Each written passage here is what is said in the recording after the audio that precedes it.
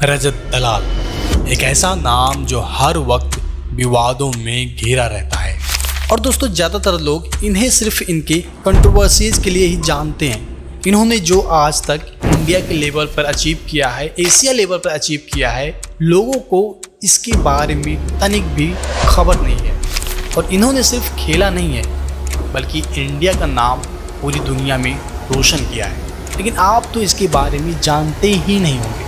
तो आइए जानते हैं इनके बारे में कुछ ऐसी अनसुनी कहानियाँ जो आपको शायद ही पता होंगी रजत दलाल की इस बायोग्राफी में। अगर वीडियो आपको पसंद आए तो वीडियो को लाइक कर दीजिएगा और चैनल को सब्सक्राइब जरूर करना। दोस्तों रजत दलाल का जन्म 12 जनवरी 1996 में हरियाणा के फरीदाबाद में होता है। संत राम दलाल के घर, जो कि एक किसान थे। परिवार इनका छोटा था लेकिन सपने इनके बड़े थे। रजत की स्कूलिंग इन्हीं के शहर में टैगोर एकेडमी पब्लिक स्कूल से हुई। इसके बाद ये फरीदाबाद से ही मनोरचना यूनिवर्सिटी से इंजीनियरिंग करने लगे। और दोस्तों यहीं से शुरू होती है इनकी कहानी। एक दिन रास्ते में ये कहीं जा रहे थे और अचानक इनके सामने आता है जिम। मेरे और आपके जैसे ये भी सोचते हैं कि काश इनकी भी अच्छी बॉडी हो, इनकी भी अच्छी फिजिक हो, और इसीलिए ये उस जिम को ज्वाइन कर लेते हैं। एक दिन जिम में ये देखते हैं कि कुछ लड़के डेड लिफ्टिंग कर रहे थे, मतलब भारी भारी वजन को उठा रहे थे। रजत उस समय जिम में जूनियर थे तो सभी लोग इनसे मजाक करने लगे, भाई तो भी एक बार आजमा कर देख, अरे हट्टा कट्टा दिखता है इतना, देखो तो सही सच में है भी या नहीं। ये सुनकर रजत थोड़ा मुस्कुराते हैं और चैलेंज को एक्सेप्ट कर लेते हैं। पूरे जिम की निगाहें इनकी तरफ थी। 150 किलो का वजन इनके सामने पड़ा हुआ था। रजत ने दोनों हाथों से वेट को पकड़ा और एक ही झटके में 150 किलो का वजन उठा लिया। पूरा जिम 2 सेकंड के लिए शांत हो गया। किसी को भी यकीन नहीं हो रहा था कि ये लड़का जो अभी अभी आया था, हल्के फुल्के वेट से एक्सरसाइज कर रहा था, 150 किलो का वजन इतनी आसानी से उठा लेगा। पूरा जिम इनकी तारीफ करने लगा और ये तारीफ सुनकर इन्हें लगा कि हाँ, अब तो मुझे अपना रास्ता मिल गया है, वो रास्ता जिसमें मैं आगे बढ़ सकता हूँ। लेकिन दोस्तों इनका ये सफ़र इतना आसान नहीं होने वाला है, क्योंकि डेड लिफ्टिंग जैसे फॉरवर्ड में आगे बढ़ने के लिए, नाम कमाने के लिए इन्हें प्रोफेशनल ट्रेनिंग चाहिए होगी। लेकिन ना ही इनके पास कोई ट्रेनर था और ना ही कोई सपोर्ट। इनके पास बस एक ही कोच था और वो था इंटरनेट और यूट्यूब। वीडियो देखकर, आर्टिकल पढ़कर ये खुद ही खुद के कोच बन गए थे। रात में जिम खाली होने के बाद ये अकेले डेड लिफ्टिंग की प्रैक्टिस करते। इनसे जो भी गलतियां होती ये उसे नोट करते रहते और बाद में उसे सुधारते भी। कुछ ही महीनों के अंदर बिना किसी सपोर्ट के, बिना किसी सप्लीमेंट के, बिना किसी कोच के ये डेड लिफ्टिंग के लिए पूरी तरह से तैयार हो चुके थे। और फिर आया वो मौका जिसका इन्होंने बरसों से इंतजार किया था। एक लोकल पावर लिफ्टिंग चैंपियनशिप का ऐलान होता है और रजत भी इसमें पार्टिसिपेट करने पहुंच जाते हैं। इनका ये पहला मुकाबला था जब रजत किसी स्टेज पे कदम रखने वाले थे। रजत ने वेट उठाया, लेकिन इसी टाइम पर इनसे कुछ टेक्निकल गलती हो गई और नतीजा हार। इतनी मेहनत के बाद, इतनी लगन के बाद इन्हें एक मौका मिला था, उसमें भी ये फेल हो गए।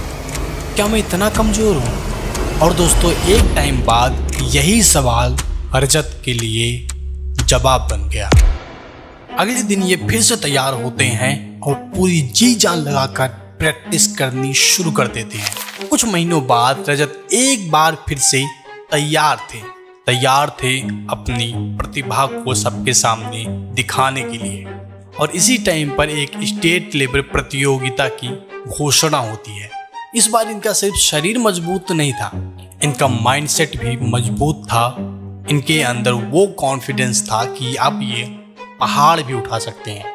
उनका फॉर्म परफेक्ट था, उनका आत्मविश्वास अटूट था। एक बार फिर से रजत पावर लिफ्टिंग के लिए तैयार थे और रिजल्ट गोल्ड मेडल।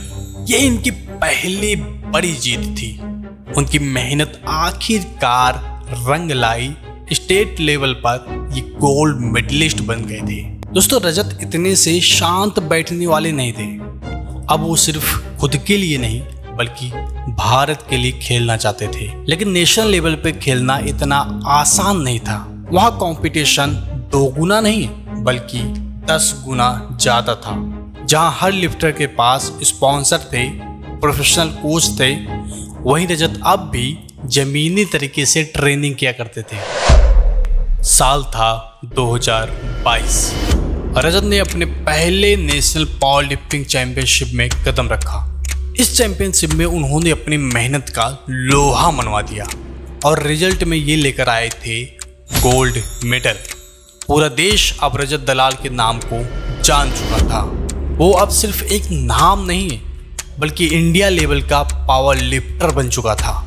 ये कुछ टाइम बाद एशियन चैंपियनशिप में पार्टिसिपेट करते हैं और वहाँ पे भी ये गोल्ड मेडल जीत कर लाते हैं। अब तक ये सिर्फ इंडिया में नहीं बल्कि पूरी दुनिया में ये अपना नाम और देश का नाम रोशन कर चुके थे। दोस्तों एक असली खिलाड़ी सिर्फ मैदान पे नहीं बल्कि कैमरे के सामने भी उतना ही असरदार होता है। चैंपियनशिप में ये इतनी बार जीते थे कि ये लोगों का दिल भी जीत चुके थे।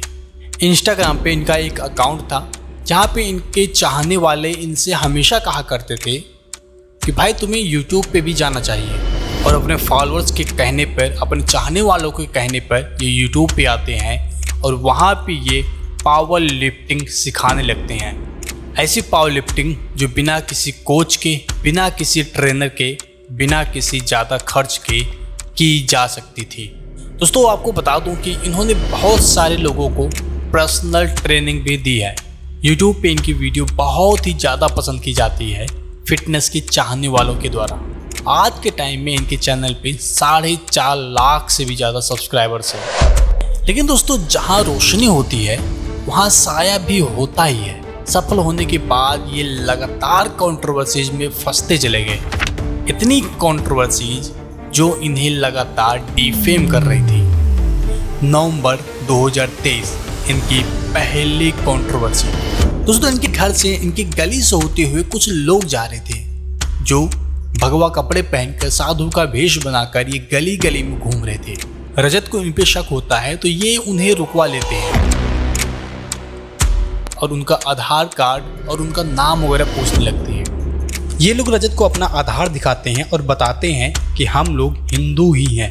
लेकिन रजत को यकीन था कि ये हिंदू नहीं है बल्कि किसी अदर धर्म के हैं और इसीलिए ये आधार को वेरीफाई करने के लिए एक बंदे के पास फ़ोन करते हैं। वो बंदा इन्हें बताता है कि पहले फेक आधार बनाना आसान था लेकिन अब फेक आधार बनाना बहुत ही मुश्किल है। लेकिन इनका शक अभी भी दूर नहीं होता है। रजत उन साधुओं से गायत्री मंत्र और हनुमान चालीसा सुनाने को कहते हैं लेकिन ये साधु ना तो गायत्री मंत्र सुना पाए और ना ही हनुमान चालीसा। तब रजत का शक एकदम यकीन में बदल गया कि ये हिंदू नहीं है, ये बस साधु का भेष बनाकर भीख मांग रहे हैं और घरों में जाकर चोरी करना चाहते हैं। इस पे रजत इन्हें बहुत मारते हैं और लास्ट में जाकर पुलिस के हवाले कर देते हैं। कुछ टाइम बाद जब इनका ये वीडियो वायरल होता है तो बवाल मच जाता है। इन्हें लेकर अगली कंट्रोवर्सी होती है जून 2024 में, जब इन पे आरोप लगता है कि इन्होंने एक 18 साल के लड़के को बहुत मारा है। दोस्तों ये लड़का उसी जिम में जाया करता था जिस जिम में रजत जाया करते थे और ये रजत की वीडियो बनाकर इंस्टाग्राम स्टोरी पे शेयर करता है और कैप्शन रखता है, मेरा दिन बिगाड़ता हुआ माइटी राजू। इस केस में रजत पे आरोप लगाया जाता है कि रजत उसे बुलाते हैं, अपने साथ कहीं ले जाते हैं और उसे गोबर से नहलाते हैं, चप्पलों से मारते हैं और बेहोश होने के बाद उसके चेहरे पर पेशाब भी कर देते हैं। ये मामला सामने आने के बाद, इस घटना के बाद रजत को अहमदाबाद पुलिस गिरफ्तार कर लेती है लेकिन बाद में जमानत पे इन्हें रिहा भी कर दिया जाता है।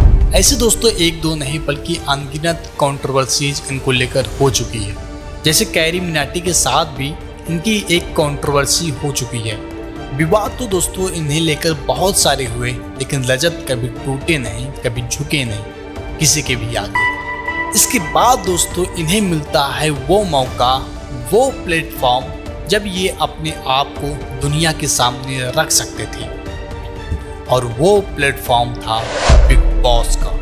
2024 में रजत को मौका मिलता है बिग बॉस सीजन 17 में जाने का।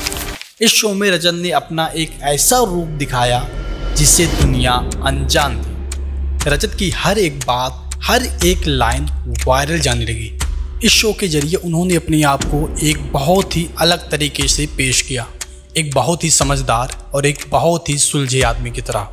रजत ने बताया कि जैसा इंटरनेट की दुनिया ने आपको दिखा रखा है मेरे बारे में, वैसा मैं नहीं हूँ। एक बार जब सलमान खान भी इनकी क्लास ले रहे थे, तब भी ये अपनी बातों पे खरे उतरे थे और अपने हाजिर जवाबी से सबका दिल जीत लिया था।